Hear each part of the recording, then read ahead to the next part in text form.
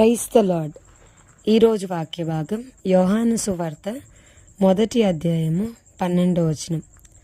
తన్ను ఎందరు అంగీకరించిరో వారికందరికీ, అనగా తన నామమందు విశ్వాసం ఉంచిన వారికి దేవుని పిల్లలగుటకు ఆయన అధికారం అనుగ్రహించెను. ఈరోజు ఈ వాక్య భాగం ద్వారా దేవుడు మనతో మాట్లాడుతున్నాడు. అంత గొప్ప సృష్టికర్త, కేవలం సృష్టిని తన నోటి మాట చేత సృష్టించిన దేవుడు మనల్ని తన పిల్లలుగా, తన కుమార్తెలుగా, తన కుమారులనుగా చేసుకోవడానికి ఆయన ఇష్టపడతా ఉన్నాడు. అయితే మనం చేయాల్సిన పని ఏంటి అని అంటే, ఆయన్ని అంగీకరిస్తే చాలు, ఆయన నామందు విశ్వాసం ఉంచితే చాలు, మనం దేవుని పిల్లలమయ్యే అధికారాన్ని పొందుకుంటామని వాక్యం చెప్తా ఉంది. సో చాలాసార్లు మీరు ఎప్పుడు చర్చికి వస్తారు, మీరు ఎప్పుడు దేవుని తెలుసుకుంటారు, లేదా మీరు ఎప్పుడు యేసయ్యని సొంత రక్షకునిగా అంగీకరిస్తారు అని అడిగితే వాళ్ళు చెప్పే సమాధానం ఏంటంటే, నేను మారిపోయినప్పుడు, లేదా నేను పరిశుద్ధంగా అయిపోయినప్పుడు, ఇంకొంతకాలం లోకంలో ఉన్న తర్వాత అప్పుడు దేవుడి దగ్గరికి వస్తాను. ఇలాంటి మాటలు మనం చాలా వింటూ ఉంటాం.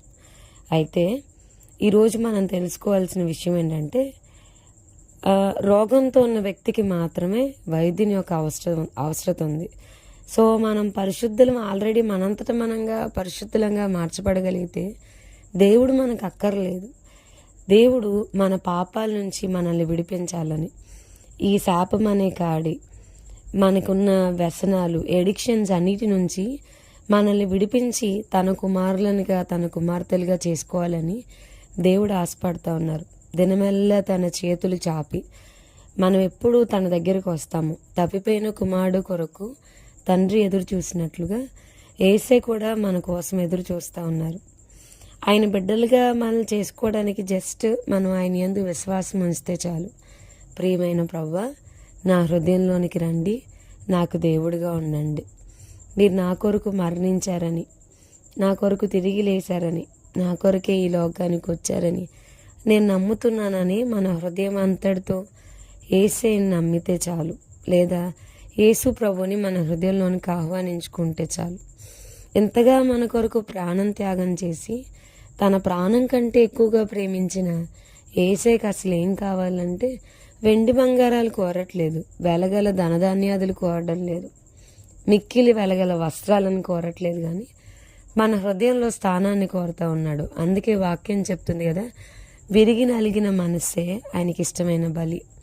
మన హృదయంలోనికి ప్రభువును ఆహ్వానించుకొని మన దేవుడుగా, మన ప్రభువుగా ఆయన మనం అంగీకరిస్తే చాలు, ఆయన మన హృదయంలోనికి వచ్చి ఉంటాడు. అంత సృష్టికర్త అయిన దేవుడు మన హృదయంలోనికి రావాలని, చెప్పనాసఖ్యమైన సంతోషంతో మనల్ని నింపాలని కోరుకుంటున్నాడు. వాక్యం చెప్తుంది కదా, ఇదే మిక్కిలి అనుకూలమైన సమయం, ఇదే రక్షణ దినమని వాక్యం చెప్తా ఉంది. సో రేపు అనేది మనది కాదు, ఈరోజే మనది. సో ఈరోజే దేవుణ్ణి మనం నమ్ముదాం, ఆయన మీద విశ్వాసం ఉంచుతాం, యేసయ్యని మన సొంత రక్షణగా అంగీకరిద్దాం, ప్రభువుకి మన హృదయంలో ప్రభువుని ఆహ్వానించుకుందాం. మన జీవితానికి రాజుగా, మన జీవితం మీద ఆయన అధికారాన్ని ఒప్పుకొని ఆయన పిల్లలుగా మనం మార్చబడదాం.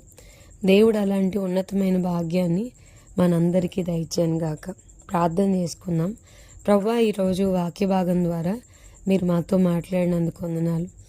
మీ వంటి గొప్ప దేవుడు మమ్మల్ని మీ పిల్లలుగా చేసుకోవాలని మీరు ఆశపడతా ఉన్నారు. అందుని బట్టి మీకు వందనాలు ప్రభువా, మీకు స్తోత్రాలు.